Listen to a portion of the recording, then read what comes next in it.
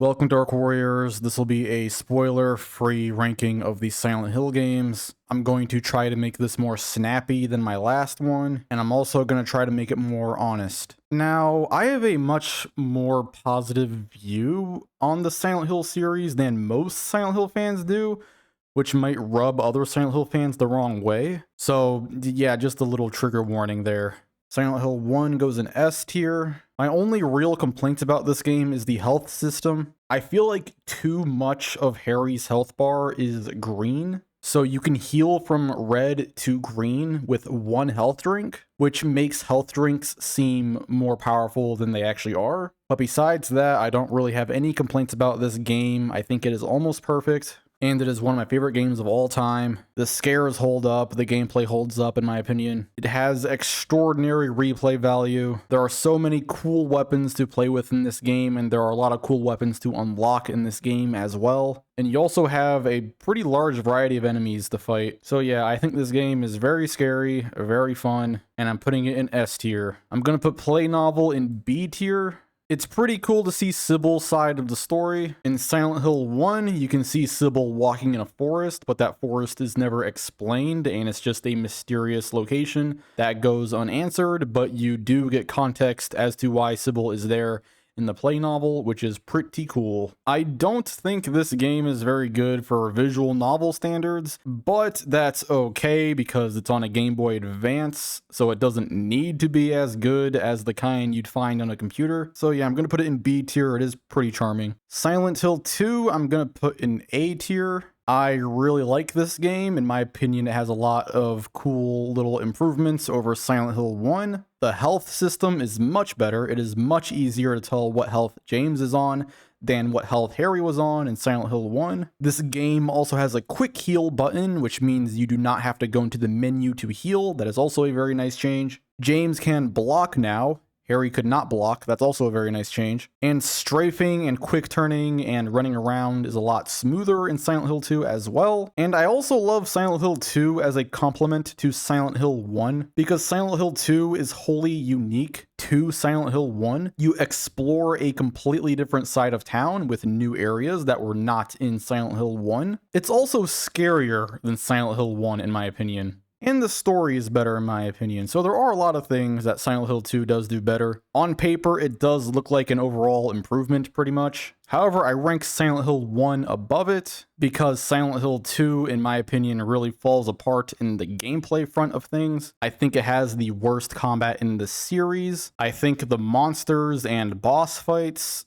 are unimpressive. And when you're trying to replay this game to get all the endings, it can get pretty boring. Also, Silent Hill 2 introduced an issue that Silent Hill 1 did not have, where when you examine something, you can cut off James's flavor text by moving the analog stick, and that will prevent you from reading what James has to say. So if you examine something and you're interested in reading James's flavor text, but you accidentally nudge the analog stick, his flavor text might get cut off because movement interrupts text in this game, and then you re-examine it again, and he says something different about it. So congratulations, you accidentally missed whatever the first thing he said was. So yeah, in my opinion, it is scarier than Silent Hill 1. I like how there's a whole new area of Silent Hill to explore in this game. The story is better in my opinion. The addition of a block button is nice, and a quick heal button is also very nice. But I still think it deserves to go in A tier because I just don't think it's as good as Silent Hill 1 in the grand scheme of things. Silent Hill 3, I'm also going to put in A tier. This game has the same issue from Silent Hill 2,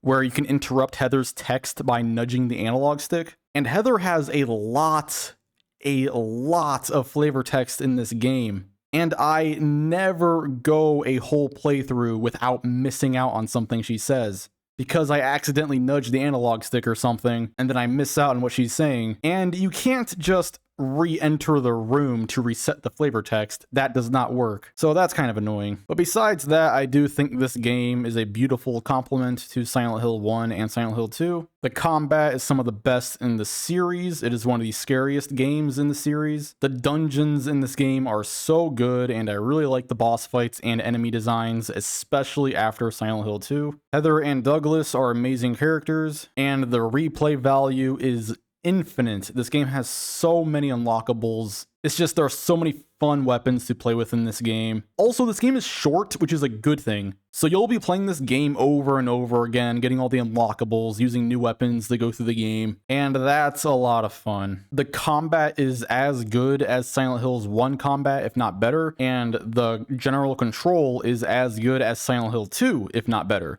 So it's like they took the best of both games and put it into one game, being Silent Hill 3, and that's great. Another thing I really like about this game is that there are only items in areas. There are not items between areas, and that's a great thing, because in Silent Hill 1 and Silent Hill 2, when you're running between dungeons, you might, like, tediously try to search for items between dungeons, which can kind of break the pacing. But in Silent Hill 3, there are no items between areas, which means you just keep going. You go from one area to the next area without having to worry about finding anything, which is nice in my opinion. You know, this game does not waste your time like that. But the reason why I put it in A tier is because some of the enemies in this game are extremely annoying. This game has some of the most annoying rooms in the entire series. Sometimes there's this one room. Is this a spoiler? This isn't really a spoiler. There is this one room that has 5 slurpers in it.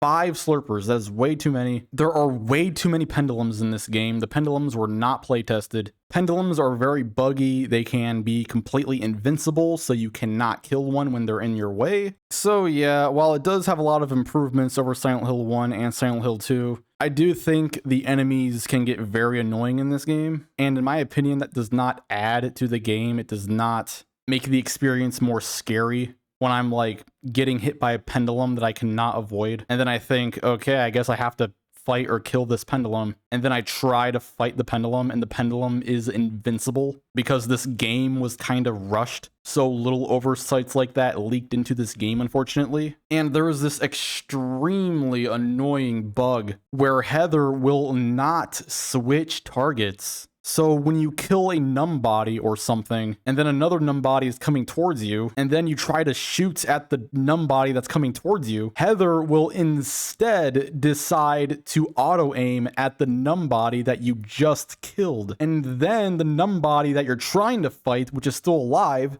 hits you because Heather didn't notice which enemy was still alive. And these issues aren't really in Silent Hill 1 and 2, which is unfortunate because the combat, like the general feeling of the combat is better and the enemy variety is higher, so there are more enemies to fight and there is a higher number of weapons to play with in this game, which adds a lot of replayability. But unfortunately, there are just these little bugs, these tiny developer oversights that kind of add up, and it can make the experience a little more frustrating than intended. So yeah, I'm going to put it in A tier. But you know, I'm not trying to dog on Silent Hill 3. I do love this game. I'm not trying to criticize it too hard. I have a lot of good things to say about this game, and it's next to Silent Hill 2 for a reason. It is very, very good. Next up is Silent Hill 4. I'm putting that one in S tier. I think this might be my favorite Silent Hill game. I don't know. It doesn't have any of the issues I have in other Silent Hill games. For example, the flavor text issue I have in Silent Hill 2 and 3, where you nudge the analog stick and then you miss whatever you were reading. That issue is gone in Silent Hill 4 because the game will pause now, and Henry typically repeats flavor text. So if you re-examine whatever you were examining, he will say the same thing again, which I like. Also, Henry has some of the most interesting flavor text in the series. I love how after every area, he has something new to say about pretty much everything in his room. I love how you can just look out the windows and you can see everyone across the apartment. I love listening to the radio in this game, getting different broadcasts. This game has a lot of like little touches that make it seem real. It really feels like you're in a realm that is within a real world, so to speak. So when you look out your apartment window, everything is completely fine. Everything seems normal. When you listen to your radio, everything seems normal. When you look at your people, everything seems normal. But within the room, everything is just completely borked, and I love that. It's so eerie. It's like, why is everything so messed up here specifically? Why is everything surrounding the room so seemingly normal? Isn't that weird? shouldn't things be weird outside of the room too because of its proximity to the room? But no, I guess everything's just completely normal around the room. It's just the room itself that's weird. And I love that. And the second half of this game, I really appreciate the second half of this game. I think it's so fun, you know? I love management in games, and I just love having to keep a track on Eileen, having to keep a track on my room, trying to deal with the ghosts, trying to figure out which ones are the right ghosts to pin and disable and stuff like that. This is a pure management game, and I love it for that. It's just pure strategy, this game. You really need to think about what you're doing. And I really do think it's just such a fun time. And the second half of this game is one of my favorite games ever. If this game was just the first half, I would probably put that in like A or B tier. It's still very good, but the second half of the game really brings it up to S tier. And yeah, it's probably my favorite Silent Hill game. I really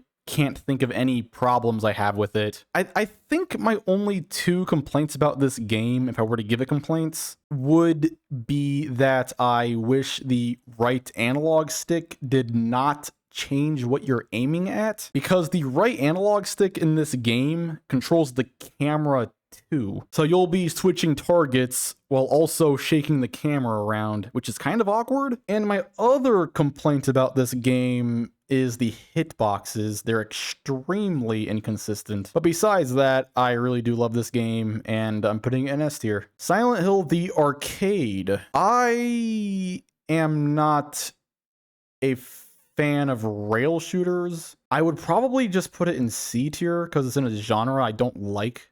But ignoring that, I will say the story is surprisingly pretty good, and some of the unique monsters in this game are actually pretty good as well. The voice acting reminds me a lot of Silent Hill 1, so that's pretty charming. You know, I'm gonna put in B tier. The story is pretty good, but in my opinion, there's not really much to say about it besides that. Silent Hill Orphan, this is like a nothing game to me. Okay, Silent Hill Origins, this is one of the other games I'm gonna put in S tier. This game is so underrated. It has one of the best protagonists. It has some of the best dungeons in the series. It has some of the best enemy design, in my opinion. The soundtrack, in my opinion, is the best one in the series. That's right, Silent Hill Origins has not only my favorite Silent Hill soundtrack, but it just has my favorite video game soundtrack of all time. And I love seeing all the characters from Silent Hill 1 again. I love that. You see Alessa so much in this game, and I just love that so much because you didn't really get to see her that much in Silent Hill 1. So yeah, Silent Hill Origins is just a love letter. And this game on the PSP, it's on the PSP of all things.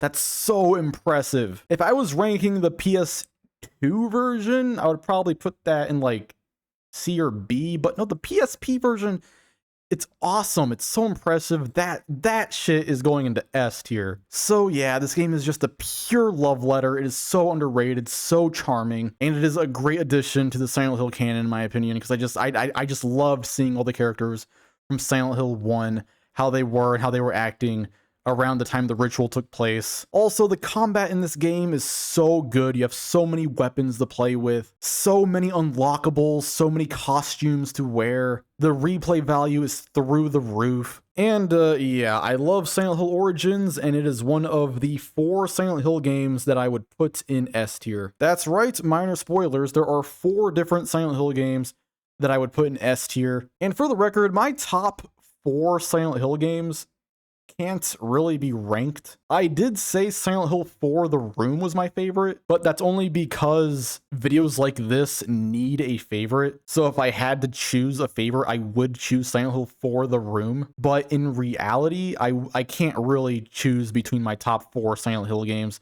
I love my top 4 pretty much equally. Okay, Silent Hill The Escape. If I recall, I do think this one is slightly better than Orphan. I can't really remember much about it though. Mobile 2. Would Mobile 2 be a sequel to The Escape or Orphan? Whatever. In D tier you go. I don't know anything about you. Alright, Silent Hill Homecoming. This is the final Silent Hill game that I would put in S tier.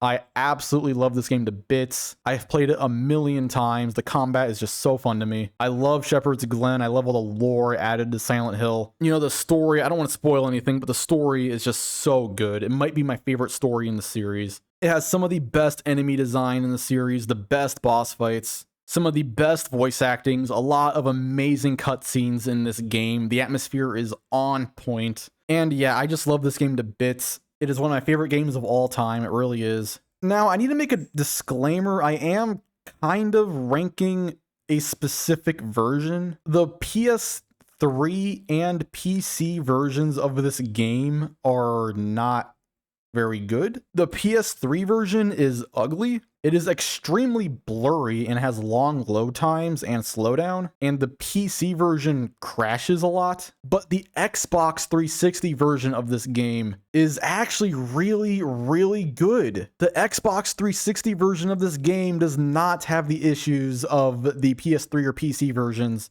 and it's just a solid glitchless, from my experience, it is pretty much glitchless experience. So yeah, I love this game. I think it is extremely underrated. I made a whole hour-long analysis of this game because I just love it so much. And it probably has my favorite atmosphere of any Silent Hill game. Okay, Shattered Memories. I'm going to put Shattered Memories at the top of B tier. I can really appreciate this game's lack of combat. And the reason why I appreciate that is because that implies that there are no ammo pickups or health pickups, which means you're not going to bother looking for those things, which is one less thing to worry about, which I do kind of like. Because, you know, in all these other Silent Hill games, they're always like looking at the ground, looking closely, trying to find ammo and healing supplies, running through the streets, getting stopped every 5 steps you take so you can pick something up. And that just is not something you have to worry about in Shattered Memories. So the gameplay flow is very, very nice. Also, this game is one of the best looking Wii games. It's a very impressive Wii game. The atmosphere is very good and the story is very, very good as well. Also, I love the therapy sessions in this game. Kaufman in this specific game is one of my favorite Silent Hill characters. He's such an underrated character. Honestly, the more I think about it, the more I think it deserves to go in A tier. Honestly, I do really like this game. I would not rank it above the games above it though, like Silent Hill 3 or 2, because in my opinion, it has less replayability. If you want to get into the game, you have to sit through these therapy sessions, which I do like. I like the therapy sessions, but I will admit it does break the pacing on a second playthrough. And there are these moments where you have to walk with these characters. It's kind of slow. But you know, that all does add to the atmosphere, you know.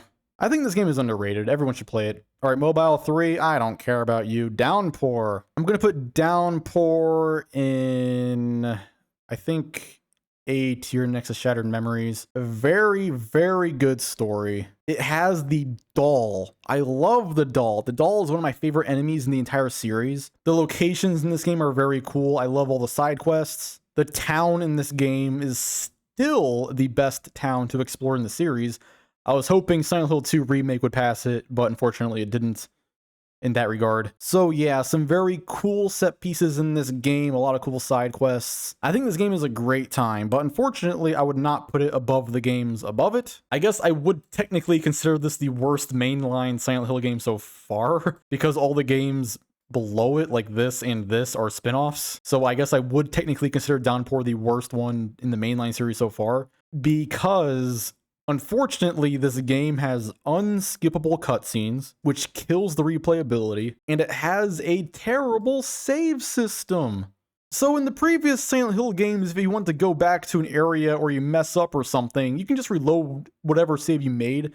But in Silent Hill Downpour, you cannot choose your saves. The game saves automatically for you. So if you go too far ahead, you might miss something, and I don't like that. And this game probably has the worst general menu in the series. It's just when you want to use items for a puzzle, it really does take me out of the experience, because then I have to tediously scroll through this awful menu. But yeah, I do think this game is very underrated, very good. I think everybody should play this game. It is a great time, and I would put it in A tier. I would. If this game had a better menu, a better save system, if it ran better, and if it had skippable cutscenes, I would put that above Shattered Memories, probably. Okay, Book of Memories. I feel bad about this, but it's going into C tier. I hate the touch controls. That's stupid. I don't know why I need to touch the screen to use something as simple as a healing item. And it's so repetitive. This game is too long. Why is this game so long? There are two good things about this game, okay? This game has some of the best and most interesting memos in the entire series. You can read those online, I think. So if you want to read the memos, then just Google them. They are worth a read. And this game has these kind of set piece rooms where mysterious things happen. You kind of got to solve a puzzle. So that's interesting. I do kind of like that. But I would still put it in the C tier because it's extremely repetitive and it uses too much of the PS Vita's dumb gimmicks. I did not mind the Wii gimmicks in Shattered Memories because I felt like that added to the experience. Needing to touch the screen to use items in Book of Memories does not add to the experience, in my opinion. Also, this game is kind of ugly, even for PS Vita standards. PT. I can't remember if this was a free game or not. If it was free, I would be more lenient with it. I think I would probably, I mean, it is a little better than Book of Memories. I'll probably put it there. You know, it is one of the best looking PS4 showcase pieces. You know, that's cool. It's just walking through those halls and you get immersed. It really can look like a real hallway. And this game is very scary. But it's just a hallway you walk down. I don't think this game is as interesting as other people make it seem. Everyone talks about it like it's this incredibly mysterious, artful thing. And maybe it is, but to me, it's just the original hallway simulator. And you just walk down these hallways over and over again.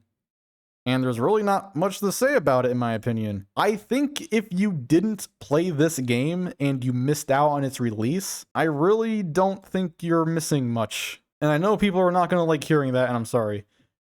Okay, Silent Hill Ascension. There are some good things about Ascension. The music is very good. Some of the visuals are very good. You have cool, like, looking areas in this show. Also, I do like the story on paper. And some of the monsters are cool. This game has some of the best official art in the series. It's like the official art for Ascension is so good. You can really tell some talented people were working on this. But unfortunately, it feels like just something happened behind the scenes.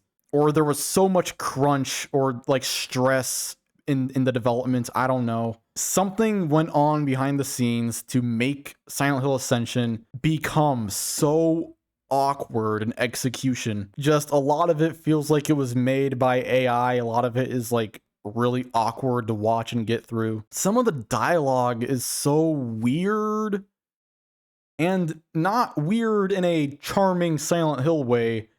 I mean weird in a weird way. So yeah, you know, the pros, you know, there are some good characters in this.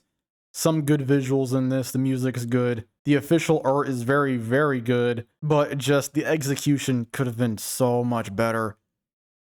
And I think the people who worked on this can also agree. I'm gonna put it in C tier. I'm not gonna put it in D tier because even though this show is just awkward and the execution is so bizarre sometimes, and strange things happen that seem just like complete oversights. It's like, how did that make it into the show? Like moments like that. You know, despite all of that, I do think the general idea, you know, the general plot and the characters, the idea behind the show, it is there. You know, it could have been really good. So I'm not putting it in the lowest tier. Okay, I'm gonna, you know what, I'm gonna put it above Book of Memories. I am.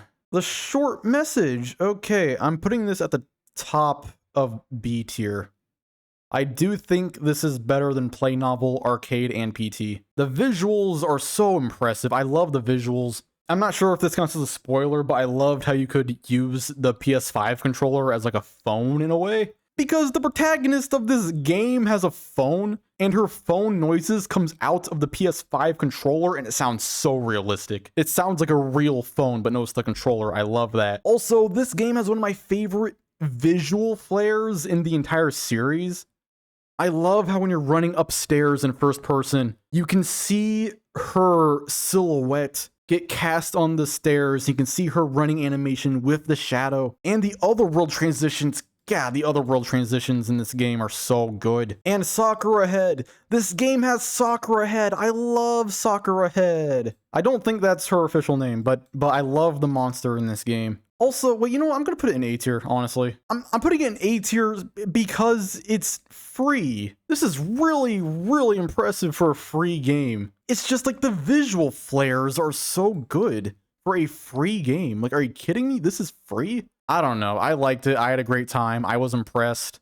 I think the voice acting and general acting probably could have been a little better. But yeah, I think this is a fun little time, and I find it unfortunate that everyone has seemingly forgotten about it already. Next up is Silent Hill 2 Remake, and I think I would put that at the very top of A tier. The atmosphere in this game is amazing. The combat is the best combat in the entire series, in my opinion. The exploration is amazing. I love how they expanded on the areas in Silent Hill 2. It's just, playing this game after playing the original Silent Hill 2 is such a treat, because I loved seeing all the changes. You know, I loved seeing, you know, like how the characters are changed a little bit. I love seeing, like, how the enemies are changed up, how the locations were changed up, how some of the puzzles are functioning a little different to be more modern, a little less archaic than the original Silent Hill 2 was. The soundtrack is amazing. The voice acting is absolutely fantastic. The graphics are beautiful. Just every area, Bloober Team just killed it. They really knocked it out of the park in terms of the visual fidelity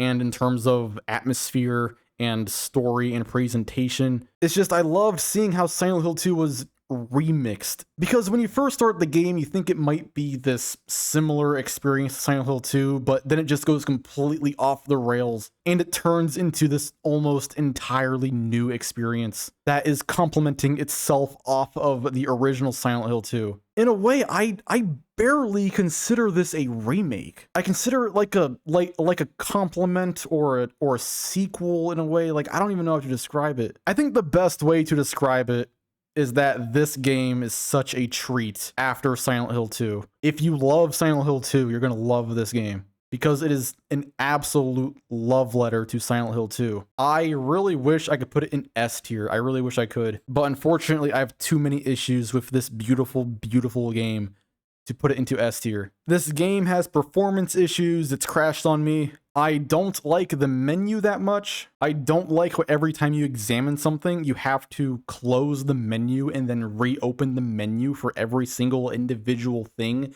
you want to examine. That seems like almost an oversight to me. The replayability, in my opinion, is kind of low, because this game is so long and they don't give you enough fun unlockables. In my opinion, personally, they don't give you enough unlockables to make constantly replaying this game a fun time. Also, and this happens at the worst times. Sometimes switching guns in this game does not work. Sometimes James will not switch his gun. And I swear this comes up at the worst times. And that makes everything a little more frustrating than it needs to be. Also, this game can be difficult and it is long, so you're gonna have to stock up on ammo and healing supplies. And so much of the ammo and healing supplies in this game are hidden behind car windows or cabinets. So you're gonna tediously break every car window you see and open every cabinet you see, and most of the time there's nothing there. So it has the exact opposite of what I praised Silent Hill 3 for. That is that Silent Hill 3 and Shattered Memories, that I might add. Silent Hill 3 and Shattered Memories didn't waste your time with you needing to search for and pick up millions of items. So yeah, I do love this game. It is very close to being S tier, but I don't know, just the little things get to me. I don't like how you can only examine one item at a time in the menu. I think needing to break all these windows and open all these cabinets just to find items you need to survive gets tedious. And I don't know, maybe over time these issues will subside. Maybe I'll care less about this stuff the more I play. But as of right now, I do rank it below S tier. And I put the Silent Hill 2 remake on par with the original Silent Hill 2. So yeah, that's my ranking. If you think my opinion on Silent Hill Origins is wrong because you don't consider it canon, then you can go cry about it. Thanks for watching!